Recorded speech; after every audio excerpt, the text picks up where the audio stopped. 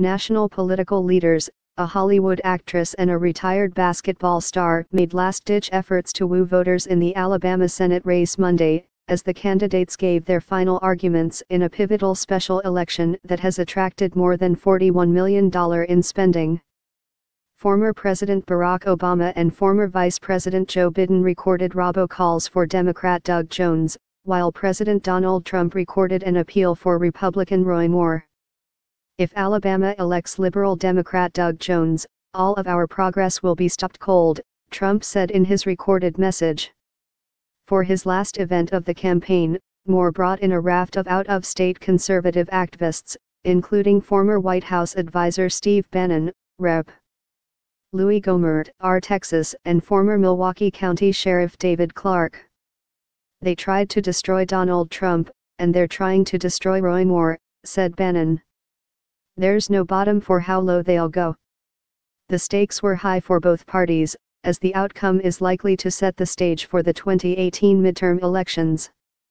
A win in the Deep South for Democrats, the first in an Alabama Senate race since 1992, would be a rebuke to Trump and Bannon, who have promoted Moore over the objections of establishment Republicans. The victory would also lend credibility to Democratic efforts to regain control of the Senate next year. The Democratic path to a Senate majority in 2018 involves a miracle somewhere, says Kyle Kondik, a political analyst at the University of Virginia Center for Politics.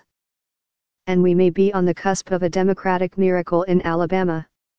In his sternest rebuke yet, Alabama Sen. Richard Shelby said repeatedly Sunday his state can do better than electing fellow Republican Roy Moore to the U.S.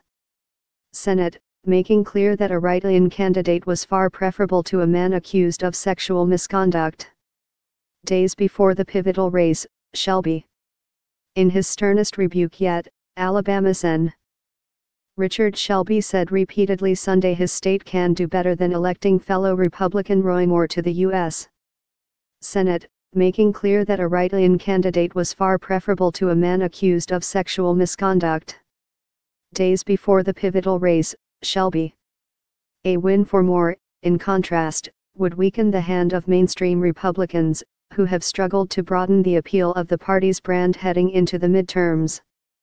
Moore, a former state Supreme Court judge, has campaigned on a platform of opposing Senate Majority Leader Mitch McConnell, Kentucky. Former Secretary of State Condoleezza Rice, a Republican who was born in Alabama, released a statement encouraging people to vote, and seeming to rebuke Moore but stopping short of naming him.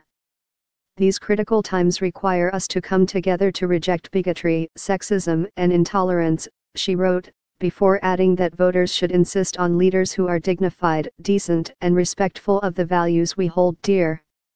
Meanwhile, a Republican National Committeewoman from Nebraska, Joyce Simmons, announced that she has resigned her post in protest of her party's continued support for Moore, who has been accused by multiple women of sexual misconduct when they were teenagers and Moore was in his 30s. In his first sit-down interview since December,